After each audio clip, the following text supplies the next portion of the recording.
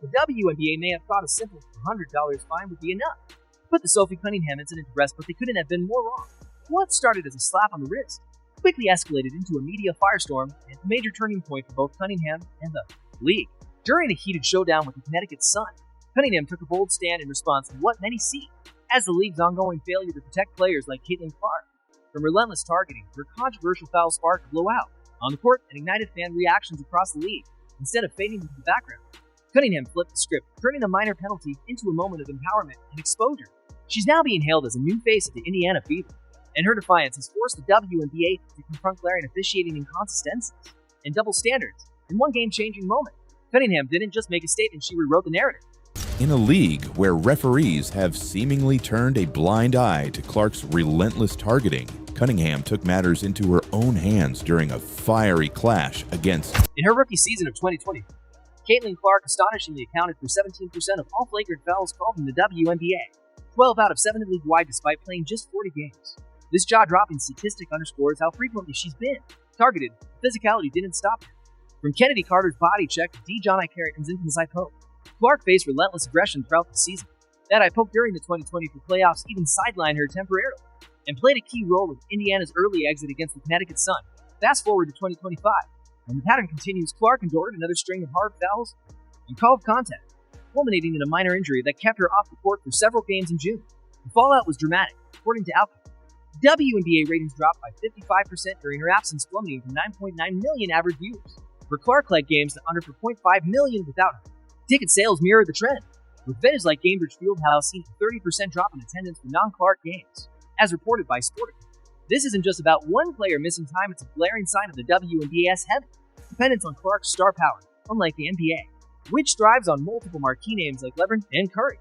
The W seems to orbit around one breakout superstar, and when she's not on the court. Caitlin Clark is more than just a player. She's the WNBA's lifeline, drawing comparisons to LeBron James and Stephen Curry, but arguably wielding even greater Claims that Caitlin Clark's impact as media fabrication simply don't hold up to the numbers.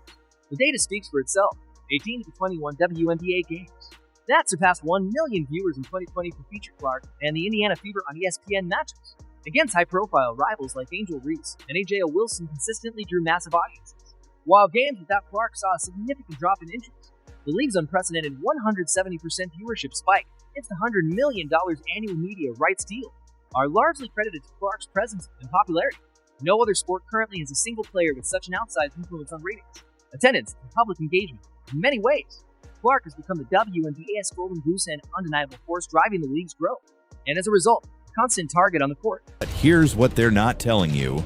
The narrative that the WNBA's 2024 rookie class, or overall talent pool, is fueling its growth is a nicknamed Spicy Sophie for her gritty, no-nonsense style of play. Sophie Cunningham has quickly become known as Caitlin Clark's on-court enforcer, and that reputation was cemented during a fiery showdown against the Connecticut Sun on June 17, 2025, with the Fever comfortably ahead 88-71 in the final minute. Tensions exploded when Connecticut's JCS Sheldon, an old Big Ten rival of Clark, deliberately poked her in the eye, triggering a heated altercation. Things escalated further when Sun guard Marina Mabrey shoved Clark to the ground. The referees responded by handing out technical fouls to Clark, Mabrey, and Tina Charles, while Sheldon received only a flagrant one of punishment many felt didn't go far enough. But then came the moment that shocked everyone. Outraged by the official's failure to protect her teammate, Cunningham took matters into her own hands, stepping into a role he expected and delivering a message that the Fever would not be pushed around any longer. This is where things start getting dangerous. Enter Sophie Cunningham, the 28-year-old guard who joined the Fever from the Phoenix Mercury in a February 2020. Following the chaotic scuffle, Sophie Cunningham, JCS Sheldon, and the Suns' Lindsay Allen were all ejected from the game. The WNBA's response was swift but underwhelming. A $400 fine for Cunningham's flagrant foul, and in addition, undisclosed fine for her involvement in the altercation, according to ESPN. But here's the thing, while the fine may seem minor, it's not the dollar amount that's most telling. It's what it represents. Cunningham remained defiant in the aftermath, telling reporters it was a build-up for a couple of years now of them just not protecting the star player in the WNBA. And so, at the end of the day, I'm going to protect my teammates. Her coach, Stephanie White, backed her up, criticizing the officials for letting the situation spiral out of control. This wasn't just an isolated incident, it was a boiling point that had been building for a long time. In many ways, it felt inevitable. 46 seconds left. She delivered a hard foul on Sheldon, wrapping her arms around the Sun guard and pulling her to the ground. The play ignited a bench-clearing brawl. On social media platform X, fans quickly rallied behind Sophie Cunningham, hailing her as the WNBA's enforcer and even a superhero for standing up to what many see as ongoing officiating failures. Cunningham's hard foul wasn't just an act of retaliation. It was a bold statement that the referees won't protect Caitlin Clark. She will. In that moment, Cunningham solidified her status as a legend in the eyes of Fever fans and critics alike, sending a clear message to the league. What makes her stance even more compelling is her background. Cunningham earned a black belt in Taekwondo at just 6 years old, lending real weight to her reputation as a fierce and fearless presence on the court. It's game on, and Sophie Cunningham is now front and center. And the craziest part, it's 100% real. Cunningham's actions resonated with fans fed up with Clark's treatment. Social media erupted with posts on it. This is where things get especially revealing. The WNBA's officiating has long been under fire, and Caitlin Clark has become the center of that controversy. In 2024, she absorbed 12 flagrant fouls more than any other player in the league, despite logging fewer minutes than seasoned stars like AJ Wilson and Breena Stewart. That troubling pattern hasn't changed in 2025, as Clark continues to face arrest, often uncalled contact in nearly every game. A Washington Post analysis even described the WNBA paint as a physical and violent place, where referees routinely overlook excessive fouling. The issue has become so glaring that Las Vegas Aces coach Becky Hammond, one of the league's most respected figures, came to Sophie Cunningham's defense, stating, "There's too much bumping, too much grabbing, too much fouling minutes. Not getting called, and people are tired of getting it." In that context, Cunningham's actions weren't just emotional, they were a response to a broken system. Oh my god, Sophie's a dog. She just is, she's a competitor. She's versatile, so she allows us to do different things. Like, she plays with such a toughness. She's huge, and she's going to be for us all season long. Here's what many people overlook. The WNBA's failure to protect Caitlin Clark goes beyond inconsistent officiating. It's rooted in a deeper cultural issue within the league.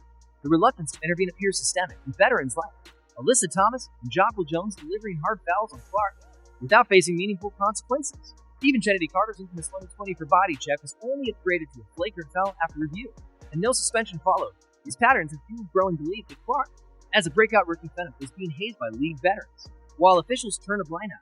The situation reached a boiling point when some coach Rich Motze dismissed Sophie Cunningham's retaliatory foul as stupid and disrespectful, but many fans and analysts see it differently.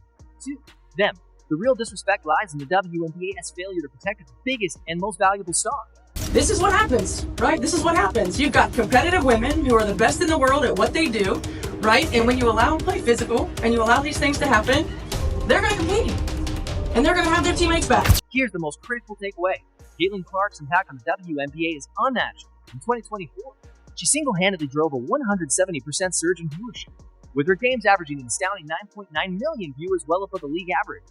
5.88 million, according to ESPN. Her influence wasn't just on screens. Ticket sales jumped 30% league-wide, and the Indiana Fever sold out 90% of their home games. But when Clark missed time in June 2025, everything changed.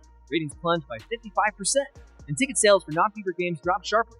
For sport, this dramatic shift made one thing crystal clear: Clark, not her rookie peers or established stars. Like AJ Wilson is the league's main attraction, social media echoed that sentiment, with one viral post claiming, "The WNBA is nothing without Caitlin Clark. Ratings tanked when she was out. She's bigger than LeBron ever was for the NBA." And that's the bigger picture. Clark's $28 million Nike contract and $11 million in endorsements tower over her modest $76, $535 WNBA salary, exposing the league's severe pay gap. Despite having its most profitable season, the WNBA still lost $40 million in 2024 proof of its financial fragility. Clark's ability to drive media deals and fill arenas makes her indispensable. Yet, ongoing officiating failures not only put her at risk, but also threaten to alienate her massive fan base. And then there's Sophie Cunningham. Her $100 fine turned out to be a minor cost for major fans.